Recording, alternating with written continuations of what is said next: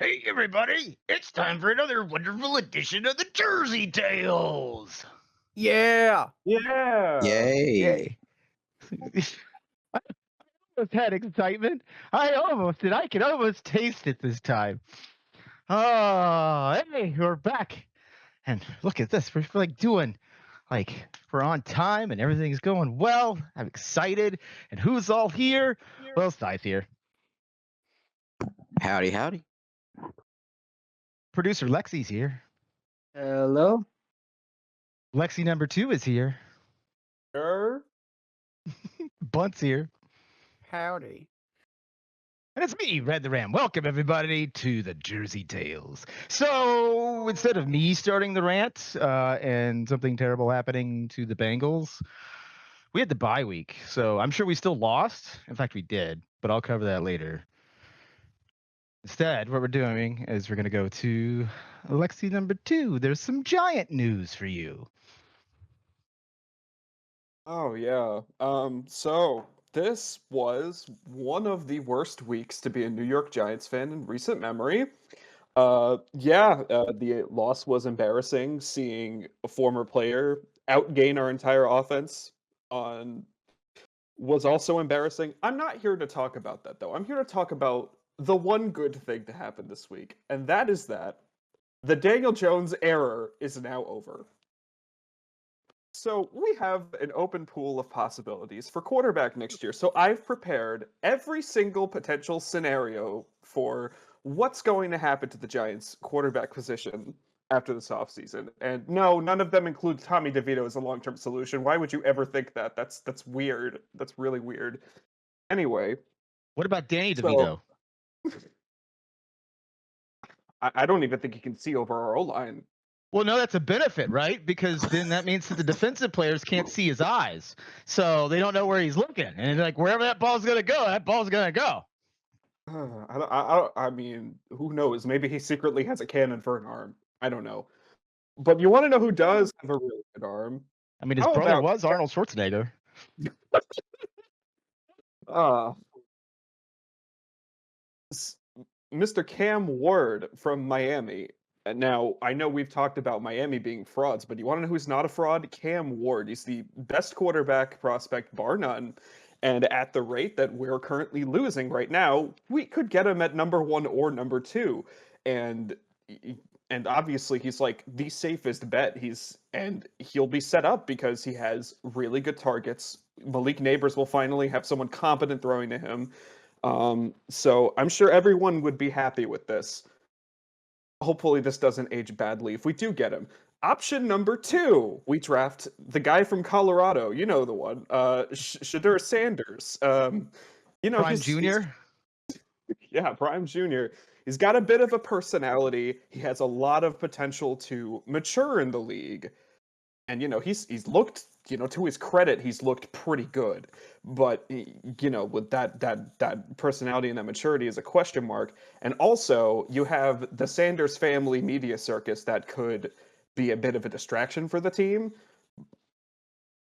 And then we have scenario number 3. I kind of group these two together because my feelings about both of these quarterbacks are equal. We have Jalen Milroe from Alabama, or Drew Alar, I think his last name is, I don't know, I've never heard it pronounced, from Penn State. And I simply just put, no, God, no, please, for the love of God, no. Well, the first rule of NFL is Scenario. you never, ever draft an Alabama quarterback. Or a Penn State quarterback. They Yeah, are That all too. cursed. Especially not an Alabama quarterback who could only muster 3 points this past Saturday. Ugh. I mean, to be So- fair, even Lamar Jackson had one bad game. That's very true. Next, scenario number 4, we have Curtis Rourke from Indiana. Now, he's put up some really good numbers, but his competition pool is weak, and the biggest competition he's played, he doesn't look too good at. But the talent is there. I think there's potential for him in a later round if the Giants decide to go with a defensive back instead. Now we have scenario number 5, Quinn Ewers. He's been talked. I've heard some really good things about him. He's also made of glass. I don't know if we need a quarterback made of glass. Depends on your whole line, I suppose. Quinn Ewers is not mobile. Yeah, unfortunately. Scenario number 6. Carson Beck from Georgia. I'm gonna go ahead and quote one of the top announcers in the NFL. I don't know, Jim. Moving away from the potential rookie class, we have scenario number 7, which is free agency. Jim, I don't know. I don't know, Jim. I don't know. Now, of Well, now course, I here's the didn't say guy. all of these. I didn't say all of these scenarios are realistic, but we could pick up somebody in free agency. I looked at the quarterbacks entering it, and there could be some interesting options for potential placeholders for maybe a better quarterback class or to keep us competitive. We have Sam Darnold. The Vikings might want. He probably might want to leave the Vikings since the Vikings plan is McCarthy. Both Steelers quarterbacks, Justin Fields and Russell Wilson, are entering free agency. Now, in my personal opinion, I'd rather have Fields because he's younger and has a lot more upside, but who knows? And there's also Jameis Winston, and for all we know, the Browns are probably going to, wrongfully stick with their awful quarterback going forward because he costs $230 million. And lastly, The Browns are going to Browns. yeah, they're going to Browns. Lastly, scenario number 8, the least realistic scenario, but potentially a scenario, trading. You could hitting the trade market. Now, here are some potential names that I've thought about. There's Dak Prescott, who is a big fat question mark. We don't know how good he's going to be with this team. He's also, getting up there in age and has a very big contract to take on. I've also heard some potential rumblings about a Matthew Stafford, perhaps. Also, just threw this one in there for fun. Maybe we could reunite Jaden Daniels with his teammate Malik Neighbors. Maybe they want to play together. I have a feeling you're not getting that one. I know. I just threw that one in there for fun. I also just threw this in there as the worst case scenario. What if Aaron Rodgers decides to move over to our team, the blue team? And I'm thinking, oh God, I don't ever want to think about that ever again. Please, no. In true Green Bay ex-Green Bay quarterback fashion, you go with the Jets, and now he's going to go to Minnesota. So you may get your Darnell. You know that when Minnesota was building their stadium, they commissioned a brick that says in there for a Minnesota great, Brett Favre, and there's there's a brick that has that on it that you could go and actually see at the Minnesota Viking Stadium. That's very interesting. Anyway, yeah, that's everything I have for the future of this position. Let's hope they don't screw this up. Well, the good news is that it's the New York Giants, so they probably will. So you got that going for you. But it's okay. And speaking of screw-ups, so is the bye week, as I had mentioned earlier, for the Bengals. And, just as we all predicted, they lost. So we needed 3 teams to lose for us to even sniff a playoff.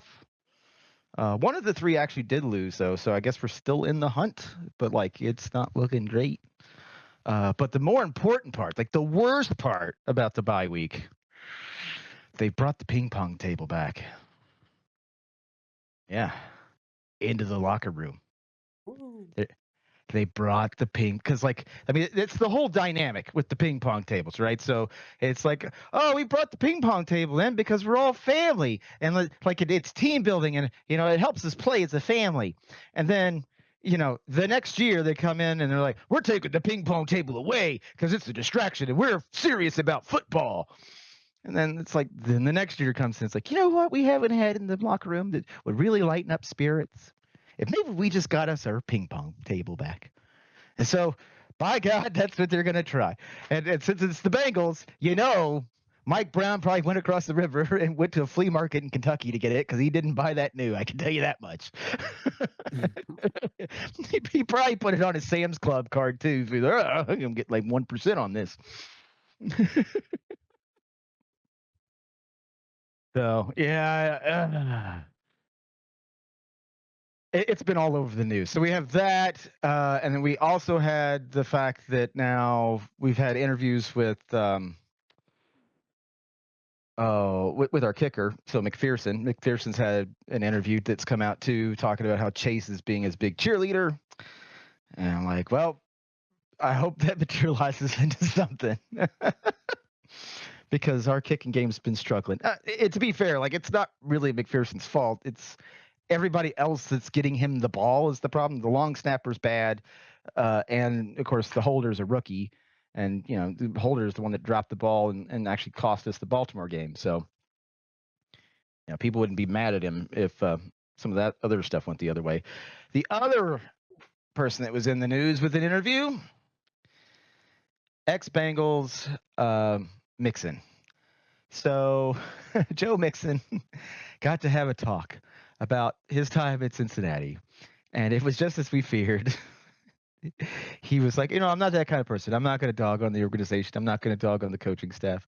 But the big difference is this team here, they actually know how to use me, and they actually like open up routes, and get me the ball like in a passing situation. It would have been great to have that back in Cincinnati. I'm just like, man, this is just hurting. The amount of money we've spent on running backs the last 2 years, and we could have just kept him for basically nothing is quite frustrating. So, yeah, you just suffer with me like just sitting here stewing. But hey, at least the team's got their ping pong balls back. They'll be playing ping pong in the locker room. So, hooray! I mean, that's always a priority, I guess. Yeah. So I guess right now we're in the middle of brother versus brother bowl to segue out of this. I guess Harbaugh versus Harbaugh. Harbaugh versus Harbaugh.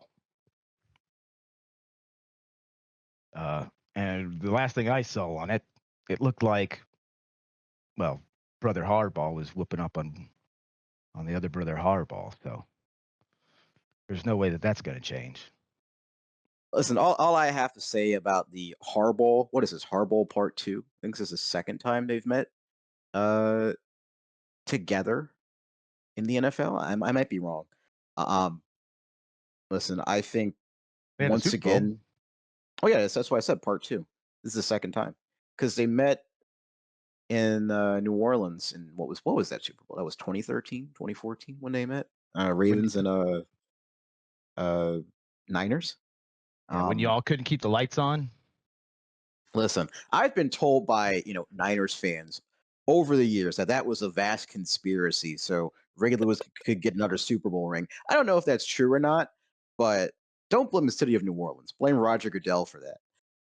But that being said, John Harbaugh is going to John Harbaugh, and the Ravens will lose this game.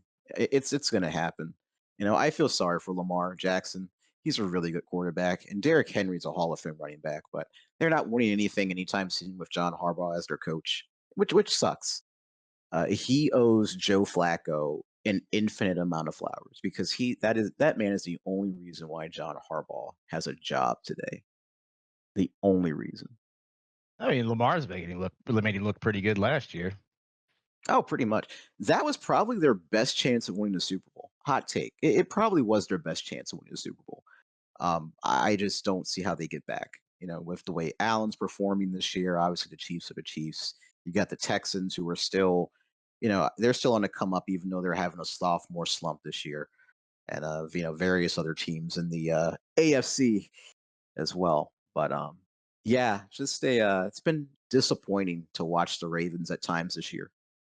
Like, I guess, I mean, I know that there's criticism with John Harbaugh, and maybe it's just an AFC North thing. Is that we all just complain about our coaches all the time?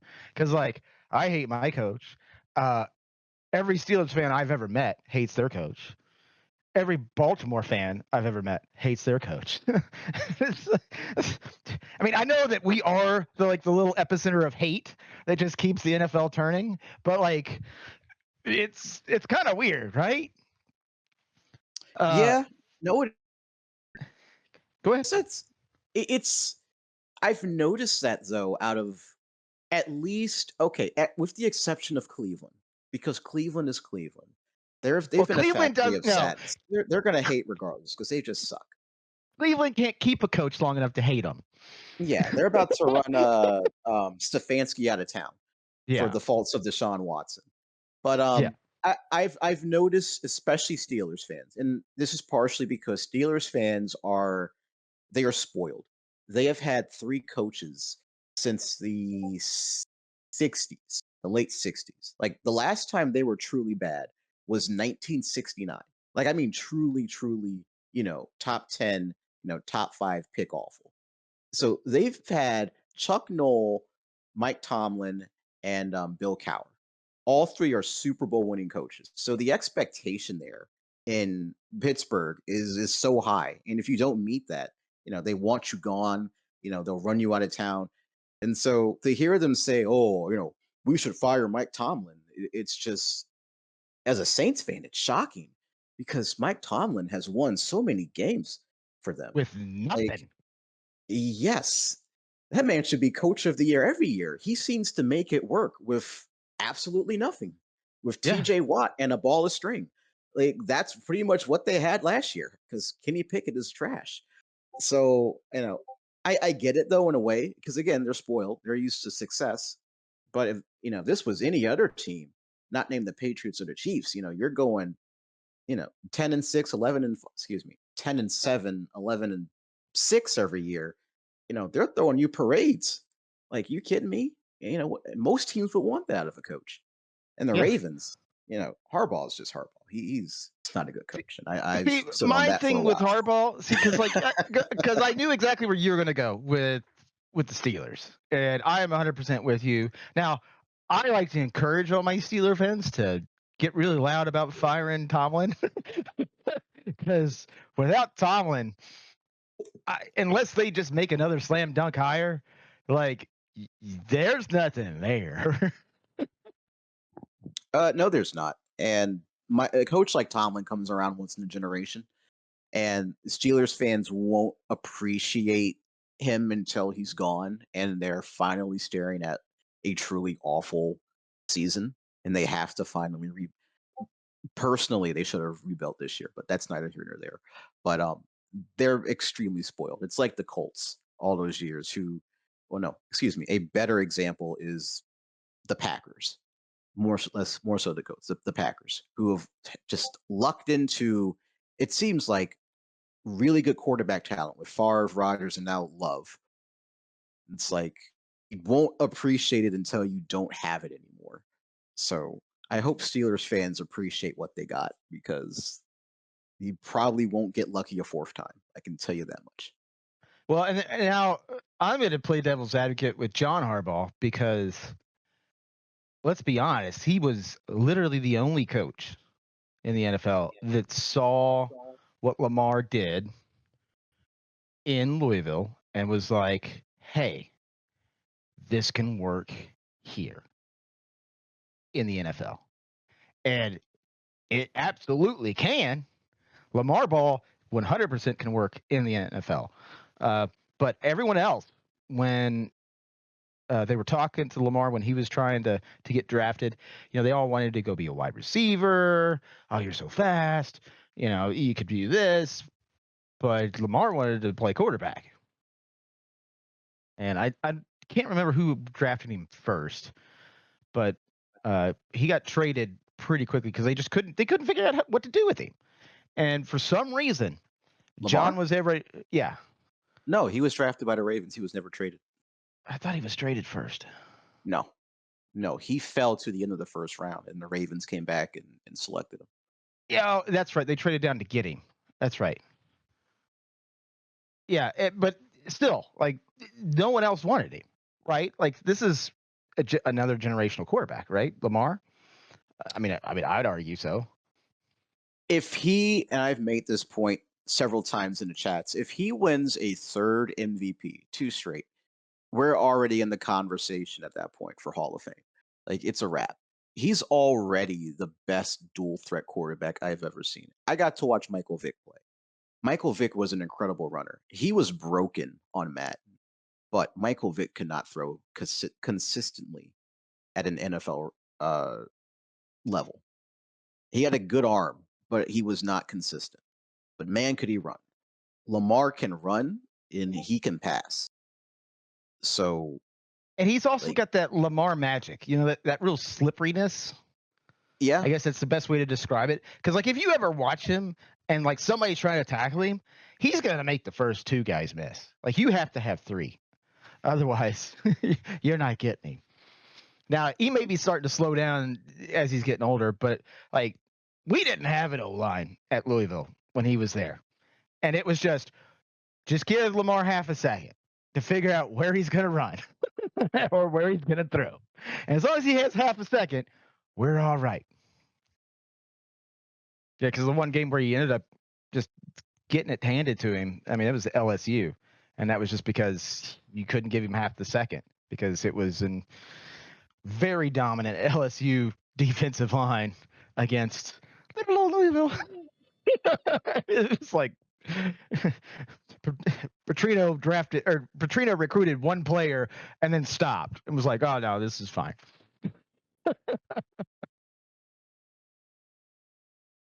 But yeah, I mean, now go back to your point. Counterpoint to what you said. You said that John Harbaugh, saw something in Lamar. John Harbaugh was about to be fired at the end of the 2017 season. And Steve Bisciotti did not go through with it. He gave John Harbaugh an ultimatum. That was the year that they trotted out Joe Flacco, who at the time was kind of, on the decline. Who did they draft in 2018? Lamar Jackson. I am not saying that John Harbaugh was desperate and needed in for something, but Lamar Jackson was clearly the most electric quarterback of that draft. And just sitting right there, and when your back's against the wall and you want to keep coaching, I can't prove it. I'm just saying, I'd make an argument that Lamar was drafted more so out of desperation than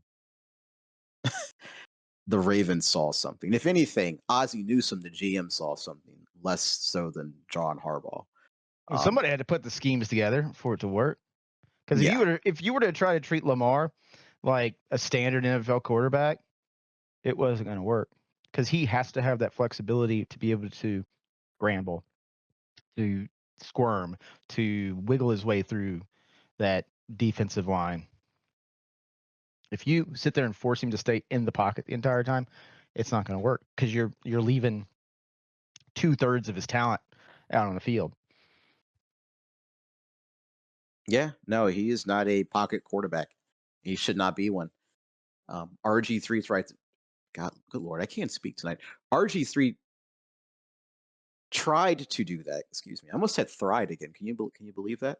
RG3 RG Thride? Yeah, that's my favorite quarterback in Madden. Actually, it's not in Madden. It's in Mooden because it's the knockoff quarterback from my knockoff NFL game. Robert Griffin III. See, there you go. Robert Griffin III tried to do that in Washington. When Eagle screech noises. When Shanahan was there. Yeah, it was either Shanahan or Jay Gruden, one of the two. I'm not well versed. Lexi would know more than I would. But It was Shanahan, okay, yeah. and he ruined his career. Yep. Yeah, he did. But Griffin insisted on trying to be a pocket quarterback, and that was not his play style. No. So I think dual threat quarterbacks should do what they're good at, which is running the ball and passing. Strictly sticking to one or the other is not, is not good. And Lamar has really mastered, I think, the technique of being able to be a really good passer, getting out of the pocket when it collapses, and then as well being a very good runner, one of the best I've seen. So, like I said, if he wins a third one, he's automatically a Hall of Famer at that point. There's no discussion. But I think John Harbaugh should be fired. You want to go JH on him? It's Jarn Harbaugh. Jarn. I don't know what Oh. accent I don't know what accent that is, but yeah. Is that what you call John Harbaugh when you put him in a jar? Gosh, that Jarn. Oh gosh. Need to fire God. your English teacher, Si. God, could you imagine if he would have coached Florida? Because then he would have been Jorts Harbaugh. Oh my god. Probably better than the coach they got now. Who's the coach in Florida? It's not Will Muschamp. Napier, right? Napier. Yeah. Billy Napier? Oh, okay. Yeah. Which, like, it was funny because I remember watching him coach the Raging Cajuns, and like everyone was like, he's going to be the next big SEC coach. Like everyone was talking about it, and this was before there was even an opening. Everyone was talking about how he was going to be the next big SEC coach, and it was going to come down to one of three teams that was going to pull the trigger on him, and then like Florida swoops in, and everyone's just like, this is going to be great, and like I guess they were all right his first year, and then it's just it just imploded. But not to digress into college land yet. We have two more topics before then, which is how about them Cowboys, Lexi? Oh boy. Where do I begin on this game? We might not win another game this season. This is definitely a shell shock game. I heard all the rumors from Arizona fans and other fans saying second half Kliff. Wait for second half of the season, Kliff Kingsbury. He'll be good in the first half and good in the second half, bad in the second half. We're starting to see it. His offensive play calls were horrible.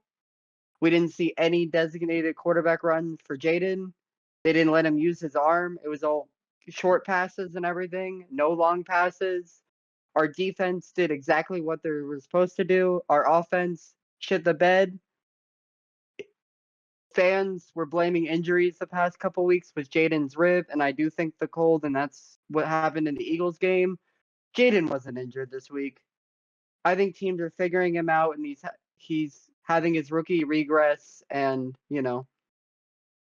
we might miss the playoffs. We're 7-5. We started 7-2. We're probably gonna miss the playoffs this season. Possibly, I say we win maybe 1 or 2 more games 2 to 3 more games this season because we have the Titans and Saints, and then Eagles, Falcons, and Cowboys. So I say we maybe win 2 or 3 of those games. But this is definitely year 1 of a rebuild, and the team needs a lot of help in the offseason. Yeah, and this is when you were talking about the Washington Commanders gonna dog on the Falcons, huh? You gotta finish them Cowboys first. Both of our teams are bad. I can admit that. Nah, you only saying that about yourself now. A lot of problems with this team is wide receiver. Jaden is playing good. It's just half of the wide receivers are dropping passes that hit him in the face. We would have beaten the Steelers if any of our guys could catch. Maybe we beat the Cowboys if wide receivers can catch. Outside of Terry, you don't have anybody. Noah Brown is our number 2 wide receiver. And I have one more thing to rant about. What is our team doing about our tight ends? We have John Bates being our second tight end who fumbled the ball. John Bates is a horrible football player who can only block. We drafted a second rounder, Ben Sinnott, and he has not played and not given the ball. That dude is a freak of an athlete. And literally in preseason, it took 5 Jets to tackle him, and they're not putting him on the field. He is better than Zach Ertz because Zach Ertz can only catch the ball and fall down. He has no run after catch. That's just a rant of our guys not playing the rookies. Like Luke McCaffrey is not playing enough, and Sinnott is not playing enough. When you have older players just not doing anything. No, I mean Jaden Daniels is a good quarterback, and like y'all made a good move picking him up. I mean, that's just how a rebuild goes, though. I mean, like once Jaden Daniel develops a lot more, and your team develops a lot more, y'all be a good solid team again. Yeah, the We were Commanders 4 are. and 13. Go ahead. We were 4 and 13. We were 4 and 13 last year. We've already won 3 more games. A lot of fans thought we were gonna, once we started 7 and 2, we were gonna do well. But I think the season has just caught up with us. We played 2 games in 4 days. 3 losses in 11 days. I think has killed this team. They need the bye week. They haven't even had their bye week. Luckily, we had the bye week as the last week of the bye week, and this is the 3rd year in a row the NFL has given the Commanders the last bye week possible. Yeah, I think the Commanders have they have a bright future ahead. Jaden Daniels might be the best quarterback from this class, and when it's all said and done, um, he also reminds me a lot of Lamar Jackson and his scrambling ability and ability to create plays outside the pocket. This is just growing pains for Washington, and they've had really a surprising season. I didn't peg you all to be this good after a rebuild, entering into the first year of a new coach. So I wouldn't be too down about it. It is what it is. The future's bright in Washington, and I didn't think I'd ever get a chance to say that, knowing what I know about this team and how bad they've been for so long. I mean, yeah, because I got to watch them play us, and I mean, granted, our defense is basically Swiss cheese, uh, but to be fair, they did look good. At least on the offensive side of things, your defense was awful. Like we carved them up like Thanksgiving turkey. So, I mean, I don't know what you're going to do on that side of the thing, but We need as far corners. as We have no corners. We have I no mean- corners. This team is waiting for Marshawn Lattimore to finally be able to play. This team is struggling on we would cornerback. actually be better off without a cornerback at this point because the number of games that our cornerbacks have cost us. With the cheats. Let me introduce you to Benjamin St. Juice, one of the worst corners in the National Football League. Was it Cam Taylor? Oh, what's his last name? All I'm used to screaming at the TV is freaking Cam Taylor. Oh, Cam Taylor Britt. Yeah. He gets smoked on like 90%. Like I want Eli Apple back. Like I would rather just have him back. Just give me him. Put him in that same. Oh, situation. wow. Oh, that is how. That- Oh my you- god. That's That's how a take. bad I That's feel. a statement. I had to watch it for Yes. several years. No, I would never ever be saying that. But He we is currently made him work. starting. We went to He the is currently Super Bowl with starting on him. the Chargers. He is currently starting on the Chargers tonight, as he was signed today by the Chargers and Yeah. starting already. Yeah, I mean, because for whatever reason, we could make him work. No one else seems to have him. I mean, granted, like he had a couple of bad games with us, but like it was nowhere near as a stink fest as what had happened everywhere else. Like for whatever reason, we could just work with him. Whereas Cam Taylor is just like, yeah. He doesn't know when to get involved and when not to get involved. And like, I guess that's the part that we're missing. Anyway. So Bunt, did you enjoy your bye week? Absolutely, it was very laid back and nothing bad happened. That's all.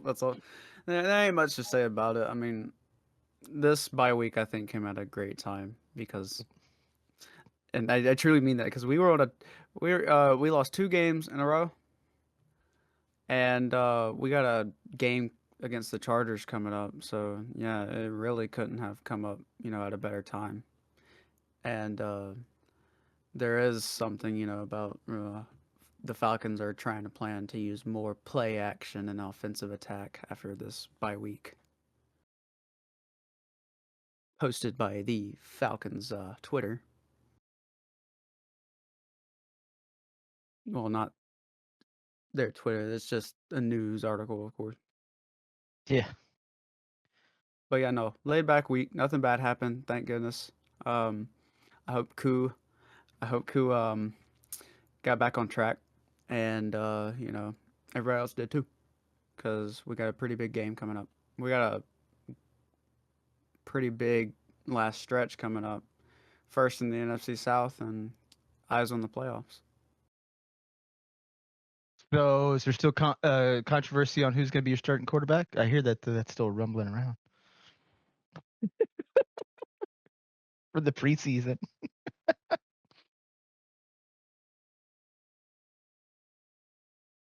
I heard nothing about that yet. Actually, Really? Because you drafted a quarterback, so like obviously you got to have a quarterback controversy now. well, obviously, but Yeah. Wow. I don't know. I'm just I saying that actually- I've heard nothing this week about who is going to be our quarterback, but other than that, this week has been pretty chill. What were you going to say, Yeah.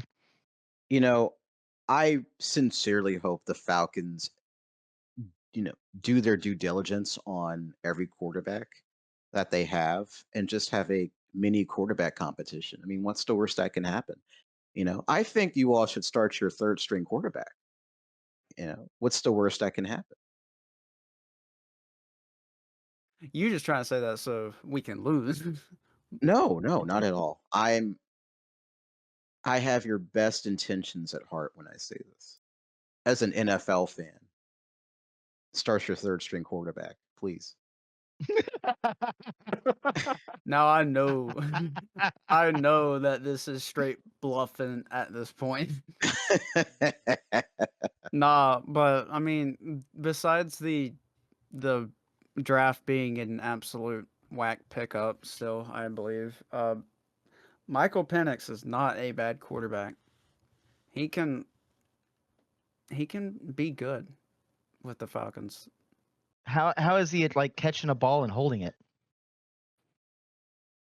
with the kicker? Is he on your special teams? I haven't seen that personally yet, but I could imagine he's better than yours. We lost Oh. McCarron, so that was the one thing McCarron. Now, granted, if you're going to draft an Alabama quarterback, apparently they're really good at catching and holding that ball. Because when he left to go play in the Canadian Football League and pursue his dreams, that's when we fell apart at the kicking game. So maybe I spoke a little too harshly earlier about the Alabama quarterbacks. No, keep your statement on it. No, I mean, very few have been good. I mean, outside of Broadway Joe, I guess. They're very good about managing the football game. Okay, to be fair, that was largely because of Nick Saban. That's what he did. They're game managers, yes. Yes, Saban wanted a game manager, but Saban's no longer in Alabama, so we may see that change to something else. Yeah, I doubt it.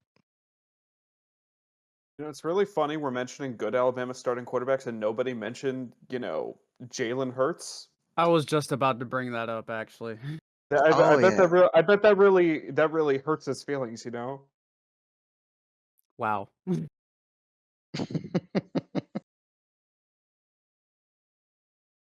I was about to say Mark Sanchez, and I realized he went to USC and not Alabama. But yeah, no, recently Alabama quarterbacks that have been going to the NFL, except for Jalen Hurts, is either cursed by injury or they just become a bust.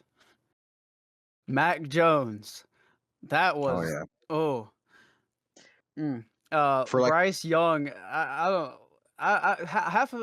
half of me don't think it's his fault, but like if he had better, like, I don't know. Bryce Young is just a whole different story, but like still, things did not go his way after getting drafted.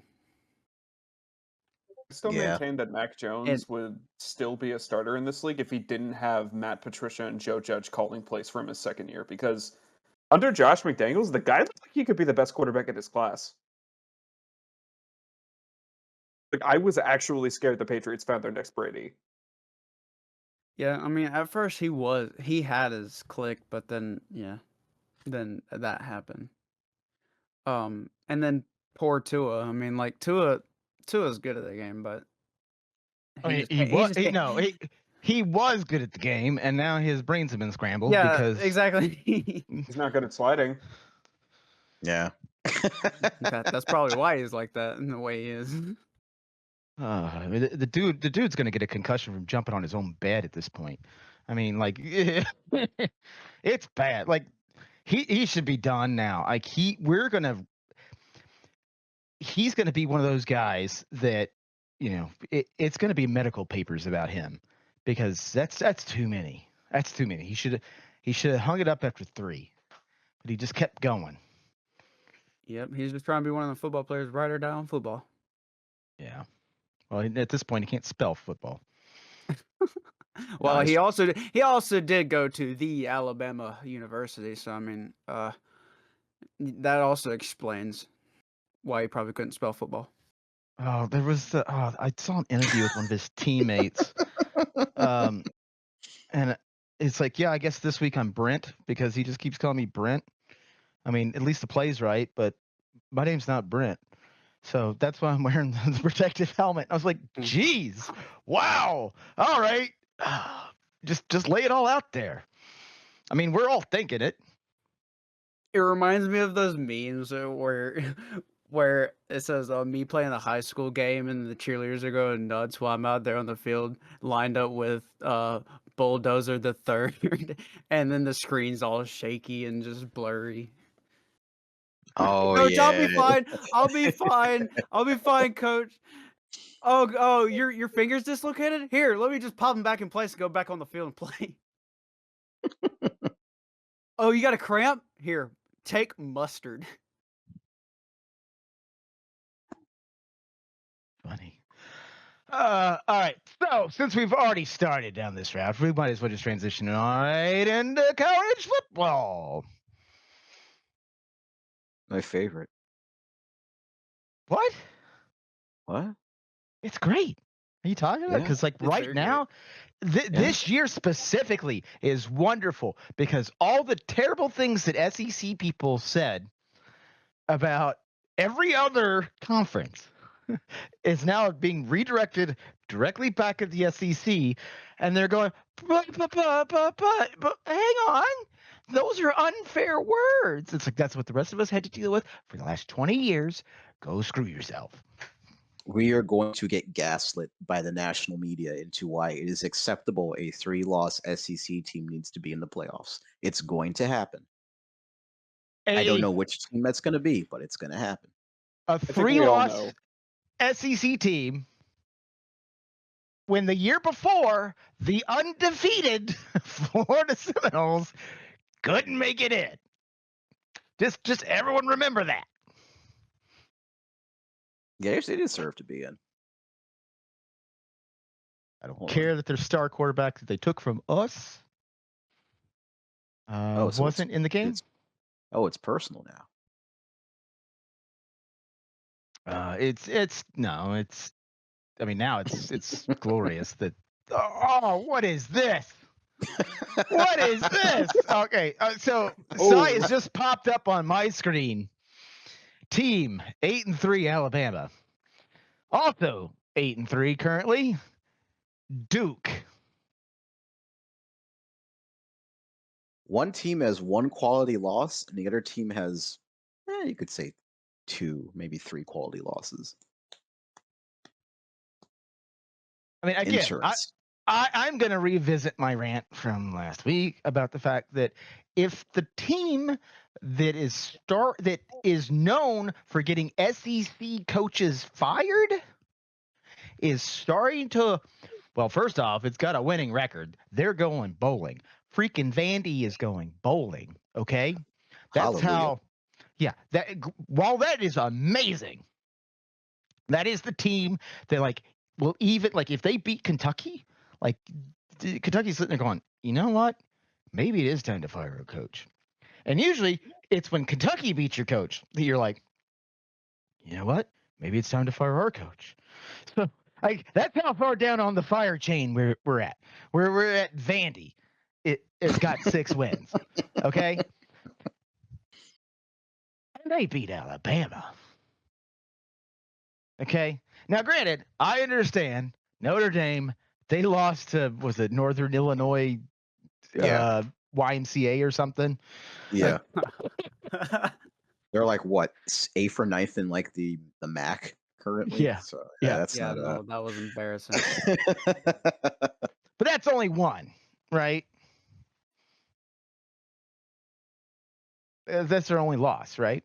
Because they took Yeah. care of business against Army.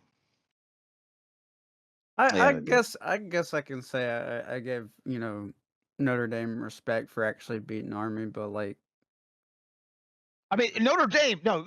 I mean, Notre Dame is still going to Notre Dame, right? yeah, So obviously they are going to flounder on the national stage in the playoffs. they always like- do. Because for whatever reason they just implode.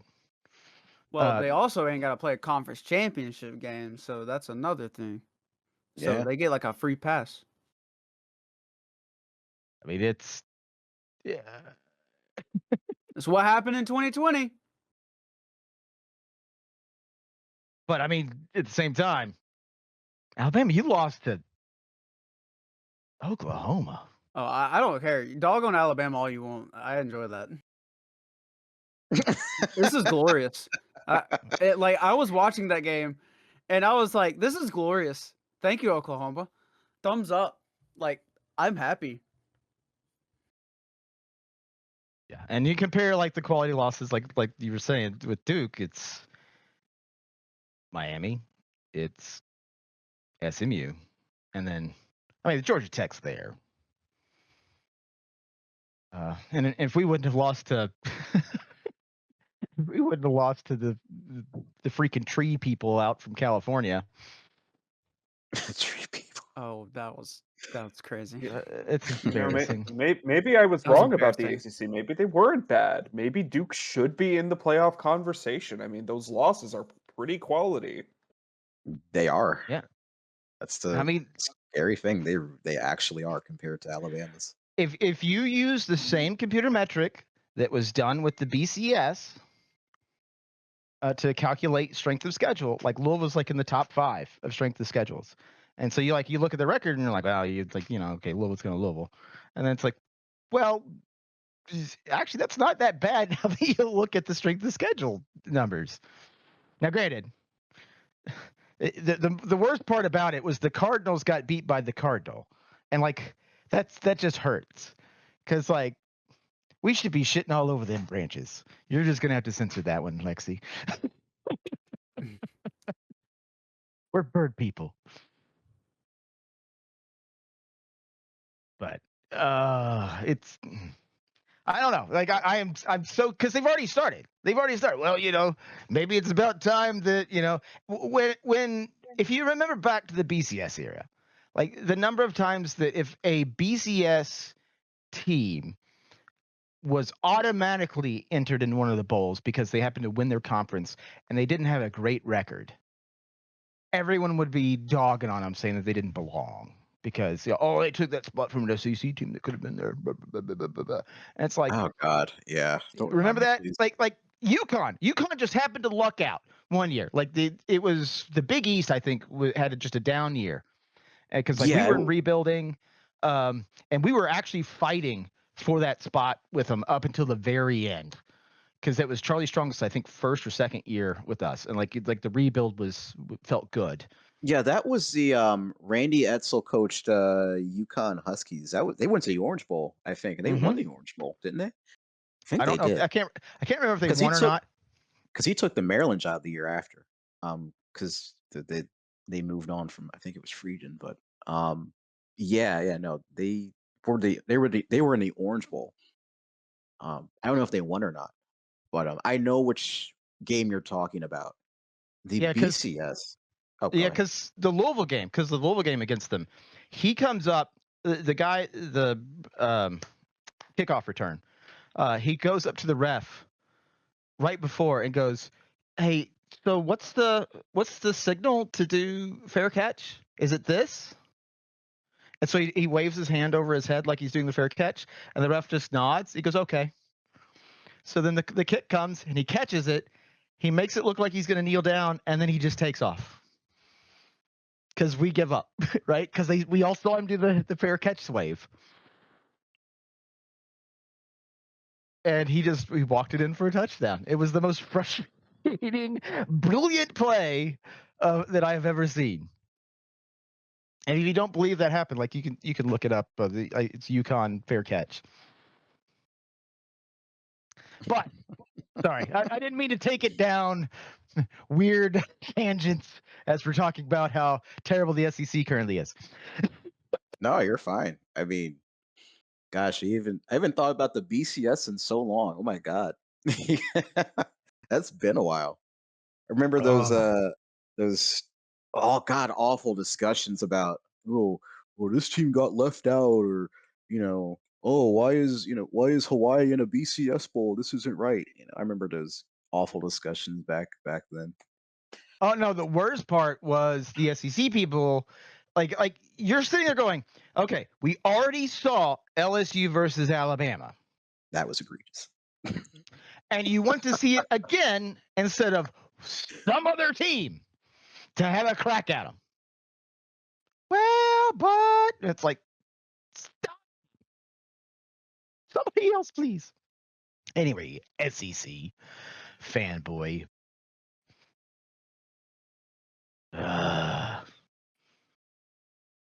I just can't.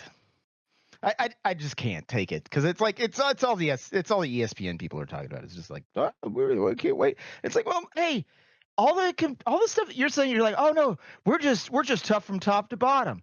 Okay, and what would you say if the ACC had the same record that you guys had? Oh, well, you're just a weak middling conference. Okay, and what would you say about the Big 12? Oh, well, it's just who happens to ever win that conference. Why does that not apply to you? Hey, look at your quality losses. How many you got? Your hate against the SEC is like this. This is amazing.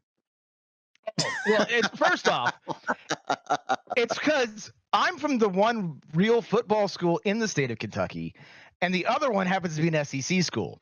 But all they do is they do the SEC chant all the time. Like we would be up on them like 40-7, and then instead of just going home, they would just start chanting SEC for no reason. And it's like, y'all ain't doing it.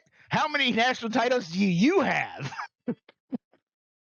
I'm sorry, but I mean- find that chant really, really stupid. Why would you ever root for anybody else in your conference? Why not root for everybody Thank else to you. suffer? Isn't that what rivalries are all about? Did Thank you ever you. catch me rooting for UVA? No, absolutely not. You'll never catch me rooting for Bama.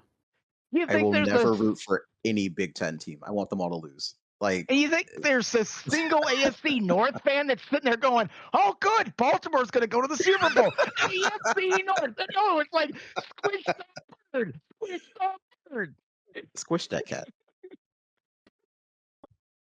It's like, dude, it's like no, because people are like, well.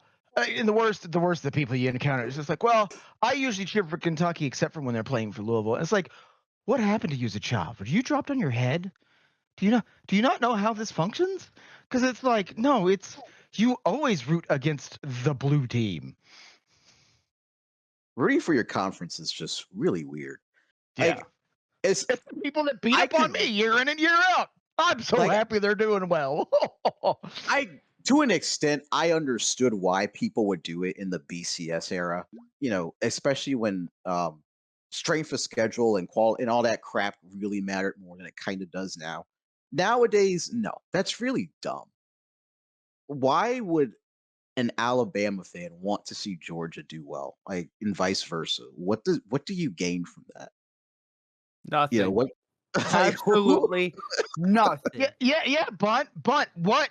What could you possibly gain from rooting for your own? I believe I have some like side messages of you trying to challenge me to a bet. Okay, that is true, but I'm not ever rooting for Bama. And you shouldn't. That I Oh. did do though. What? I did indeed challenge you to that. Bunt challenged me to a bet. The original thing was, well, if what was the original one? If an SEC team won the title, and I was like, no, because No, that no, means no. you get like The 4 of original- them in there. The original Your odds are in your favor. well, not anymore, first off. Second off, the original one was if the SEC won more matchups. But wait, yeah, obviously, yeah, I get what you mean. But it ended up being if any SEC team wins the title versus any other what's it called? Any other conference team, then you had to wear a Georgia jersey. Yeah, and I was like, no, because well, first off, like the stack was you were going to put 2 SEC teams against 2 SEC teams in the first round. It was like, well, Where is it? I have you agreeing to. if Georgia wins, I think was what the final decision was. Because I was making you put your money where your mouth was. Because I thought Oregon's got a better chance than the bulk of the SEC that is being mentioned.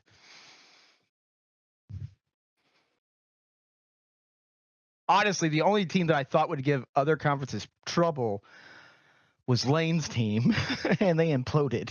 Nope, it absolutely says any other SEC team. Does it? Is that what we decided? You on the read it phone? wrong. Oh, dang it. Well, now I'm screwed. I also have the receipts. I can post it. We're fine. Laughed Boy, evilly. I sure am looking forward to that Miami Indiana matchup. That's going to be so fun. I am going to enjoy the heck out of that. I don't know about you. I'm going to sit back. I'm going to have a full platter. I'm going to order out. I'm going to have like, full catering gone down. It's like, oh my God, it's so nice not to have to watch an SEC team play in this game. Oh, this is heaven right here. Thank you, Santa. You came late, but like, this is glorious.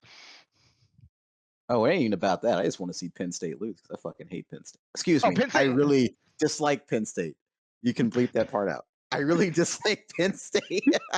Penn State's going to lose anyway. That's just what Penn State does. They're like Notre Dame. In fact, like if you put Penn State versus Notre Dame in the first round, like the entire world would just implode. Like it would just create a quantum singularity of football suck. It would just be like, and then like everyone's just going to be sucked into this thing, and it's just going to be the end of the world right there. So you're telling me they can't tie? No, they can't, because it's a playoff. They should tie, and once they tie, it will create a black hole that will swallow everything. That's what I declared. Yes. Honestly, in this hypothetical, I think I trust Notre Dame over Penn State because time and time again, James Franklin just cannot beat anybody by the name of Michigan or by the name of Ohio State. I mean, he doesn't play well in big games. Did y'all see their game against Minnesota? That was a very winnable game. They should have won by at least 2 scores. This is one of the most fraudulent teams I've ever seen.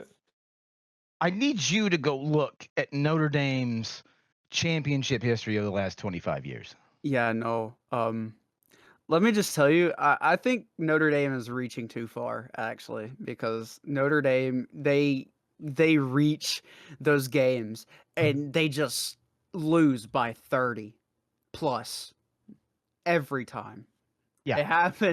It happened when we played them in 1980. It happened when Alabama played them in 2020. It happened so forth. They always get crushed in the playoffs.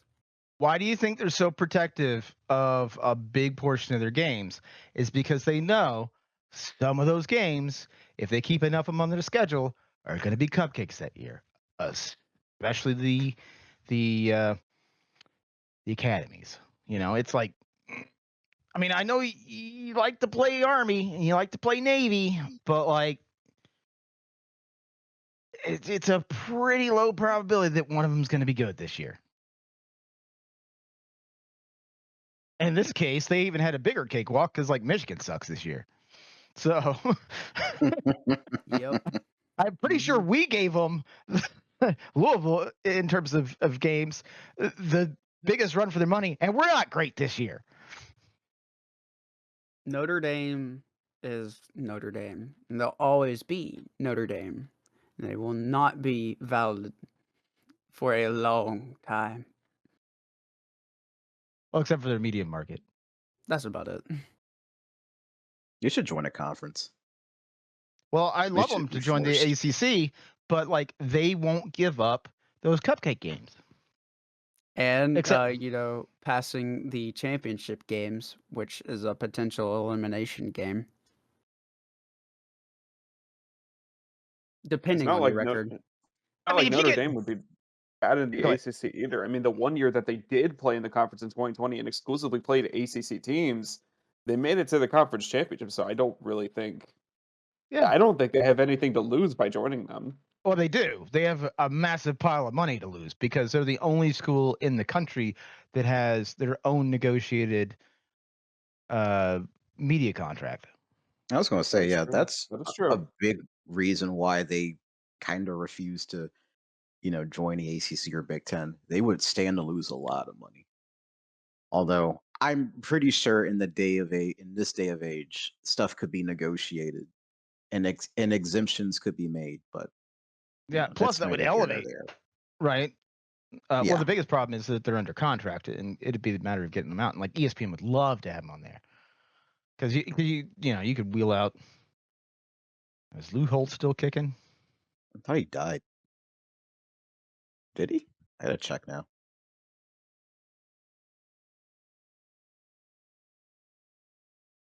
No, he's still alive.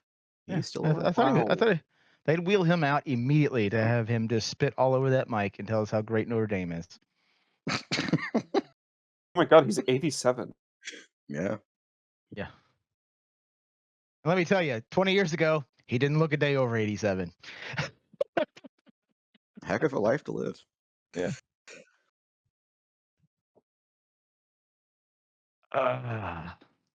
Real quick, back on the whole SEC nonsense topic. Like, Yes. yeah, that week was awful. It was awful for the SEC, and I actually enjoyed watching every bit of it. As much as I want to say, like, the SEC does, have its years of dominance, I actually enjoyed watching every single one of those teams just deteriorate. And because now we have our, shot at going for the top 4 again if we win this championship game. What happens if you where's that graphic again? Where's that graphic? Yeah, on paper losses? it also No. doesn't look- Hang on. I just want to know what happens if you lose to Georgia Tech. If we lose to Tech, Because think about it, Cy. I mean, look at your graphic. but we're talking about if we lose. I Tech. want to know because if Duke lost to a team that beat Georgia, Well, this is probably what would happen. If we already clinched a spot in the SEC championship, that's not changing. If we were to lose to Tech and we ended up beating either Texas or Texas A&M, it would probably knock another one of them out of the playoffs. Which I think at this point, it is entirely possible for the SEC to completely miss the playoffs at this point. But oh, stop. No, you can. No, Look. like it's possible. It's This is a possible, safe for but work. we're This talking is a about like a safe for work 1% chance. podcast. Hold on, B. Let me But talk. Let me it's finish. safe for work. It's safe for work. Go ahead. Did I say something? Yeah, that SEC missing the playoffs. I was like, stop! It's safe for work. Oh. That's just pornography. No, I'm. I didn't No. know that. It is still possible. Very low chance, but let me speak here on a moment. If Tennessee lost to Vanderbilt somehow, if Georgia lost to Georgia Tech, if Texas A&M beats Texas, that has the best possible chances of the SEC just totally missing out. Even though that Texas still has, one loss, they would have lost to Texas A&M, right? Which is not bueno. And that could potentially, show us like, hey, I don't know if we want Texas in this or not. But, that's very low chance of them looking at Texas being a 2-loss team and like not putting them in. They would probably put them in because they're SEC. I'm going to be real. Well, that and it's Texas.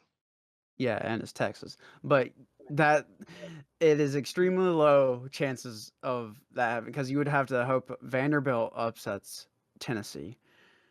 Georgia gets upset in Athens, mind you. But it is still possible. It's a short drive for the Georgia Tech fans. It's okay. You should see every year the clean old-fashioned hate in Athens. We even load out their stadium when we go to Bobby Dodd. And we have for the past several years.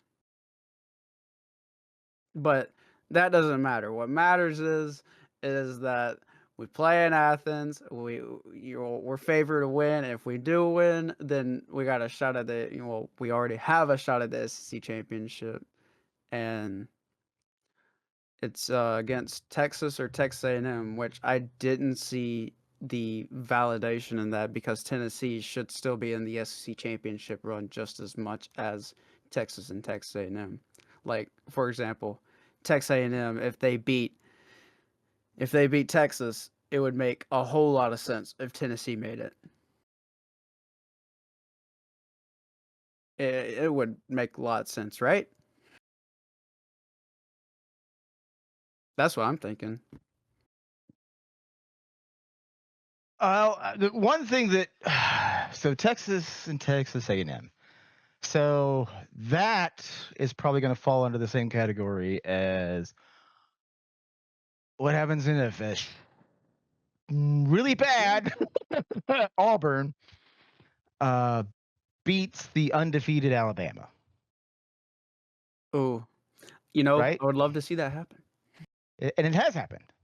Oh, I mean, yeah, obviously, but like, and still. it's going to fall in that same category because it's a rivalry game, and they have the chance to spoil their rivals' season. Kentucky loved to do it to us. We love to do it to them. Though they only had a couple of them. Also, keep in mind. Go ahead.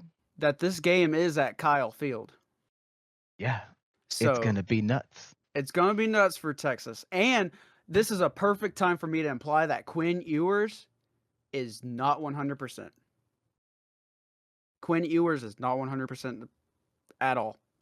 And with him already not being a mobile quarterback, and he's got to play another ranked team, which is the only other team that they legitimately had to play was Georgia, and they lost. At home. So they got to go to Kyle Field and play Texas A&M after losing, which Texas A&M going to be kind of pissed coming into a rivalry game. So if Texas wants to win, they gotta figure some stuff out before this Saturday. And then the winner of that game has a road to Atlanta.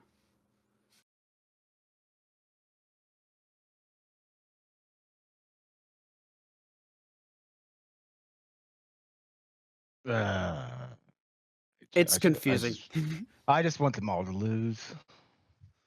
Every single Well, SEC team. I like Georgia's odds for the 'Cause, SEC championship. Because 'Cause- also, let's be fair, that SEC bias has been leaching over into basketball last year, and it paid dividends for me. Now, after they all got knocked out, I was blind because my hatred was true and I couldn't see past it. What else is going to happen? My God, the first two rounds in basketball, and everyone's like, "Oh, the SEC teams are going to go far." It's like every single one. You're losing to this team. You're losing to this team.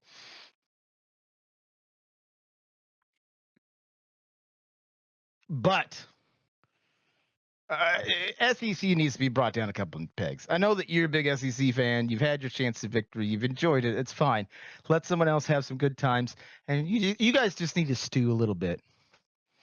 Nah, I mean I get it, but still, you know, we Georgia are still very much in this playoff run, just as much as any other team. And as soon as those playoffs start, and if we are in, then a whole new season at that point. Ah, you football people like to say that.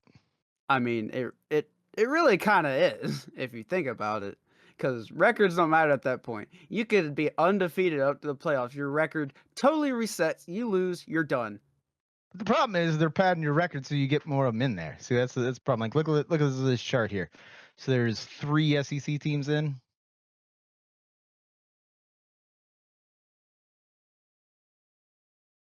As of this week, yeah. But it can absolutely change next week. How many think is going to be in next week? How many think are going to finally, like at the very end, when the dust settles, how many SEC teams do you think are going to be in? 2 or 3 or 4? 2. You know, I which think two? I think Texas A&M beats Texas. Ooh. Bold. That's a bold move, but I think I- Texas A&M beats Texas. I really I could do believe see it. That's Look. honestly, I could see it. Like, let me cook here for a moment. Like I said, Go they're ahead. playing at Kyle Field. A pissed off Texas A&M team in a rivalry game. Uh-huh. That stadium's loud. Yeah. Home of the 12th man for a reason. Like, don't get me Well, wrong. no. It's because A&M is a cult, and they Wow. have the most obnoxious fan base in the country. Well, that see, includes my own rivals. You need obnoxious fans to help you in a game. You know, false starts. That's good to have. You know. Well, they're just obnoxious in general. Like, I'm not talking about like they may be like relatively quiet in the stadium. I mean, just in general, they're obnoxious because they haven't done anything, and yet they always think that they're winning the national title every single year. And they're just obnoxious. They fill up message boards with whatever it is, and then when they do something terrible, like what is that midnight call or y'all or whatever the thing is that they call it. Yeah. When they do that and they're like, well, I don't understand why everybody's upset about it. It's like, because you haven't changed the tradition in 30 years or 40 years, 50 years, however long it's been. And you might want to look at it through a second set of lenses first before you go, is this still appropriate in 2025? You know? But yeah, no, I think Texas A&M wins a close one at Kyle Field. And I think that Texas,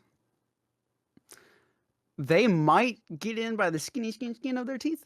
Maybe. But, like, I think if they lose to Texas A&M, they deserve to be out. Because they have had no... That means they would have no quality wins at all. Period. So if Georgia loses to Georgia Tech... If Georgia loses to Georgia Tech, like I said earlier, we'd miss. Well, I mean, honestly, it depends. Are you saying you should be out?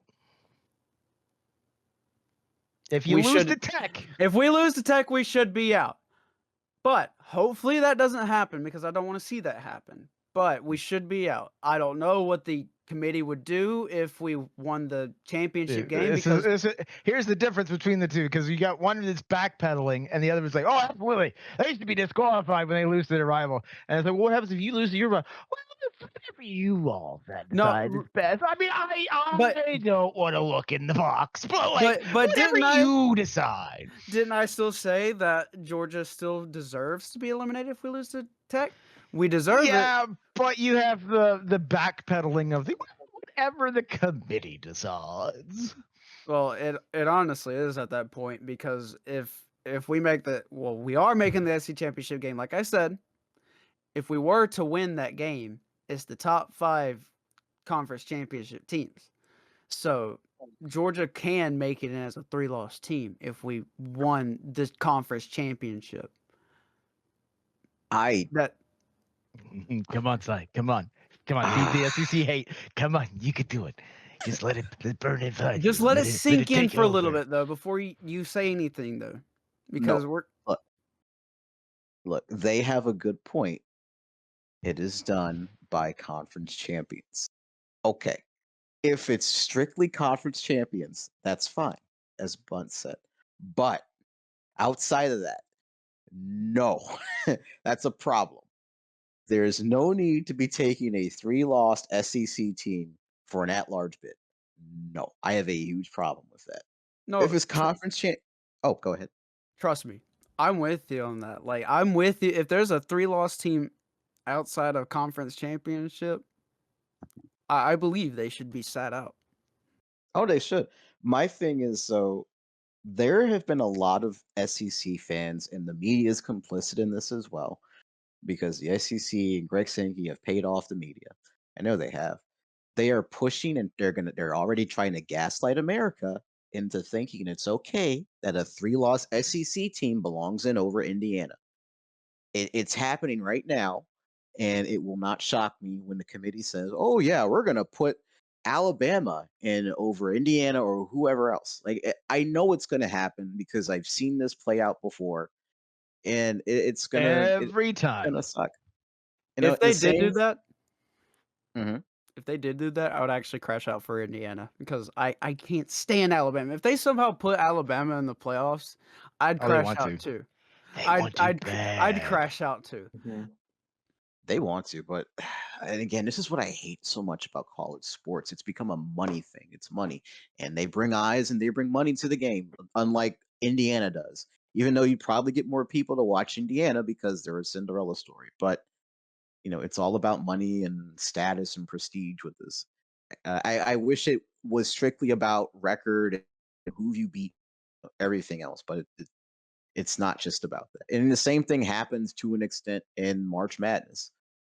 Like, you can't tell me the committee doesn't, think about prestige and, Yeah. eyeballs when they select some of these teams. They do. Maybe not to the extent of college football, but it's there. It's definitely there. Yeah, absolutely. Who knows? Maybe Alabama may get beat, and we don't have to worry about that because hear this out. I don't know if y'all know this stat, but Alabama has never beat Auburn in Tuscaloosa without Nick Saban as head coach. Well, that would be wonderful. So who knows? That may live on, because guess who's not coaching for Alabama anymore? Yeah. So fingers crossed. Darth Saban. That'd be great. I would love to see Auburn absolutely smoke them in Tuscaloosa because that'd be funny. God willing. All right, I think that's enough for now because that puts us right at time. So, everybody have a good time? Oh, absolutely. Hating on the SEC? Yeah, I thought you would. Oh. That was cheap. I'll remember that. I'll absolutely remember that. I remember that when Georgia and Oregon meet in the championship and Georgia wins. Georgia and Oregon. No, it's going to be SMU and Oregon. You know it. Oh, dear God. They'll call it the Money Bowl. The Money Bowl. Nike versus rich people from Texas. Who's going to win? We're not sure. We'll find out later. Tune in next week. Anyway, everyone, thanks so much for sticking around with us and listening. Please like, comment, and subscribe, and we'll hopefully see you next week. So, bye. Goodbye. Bye.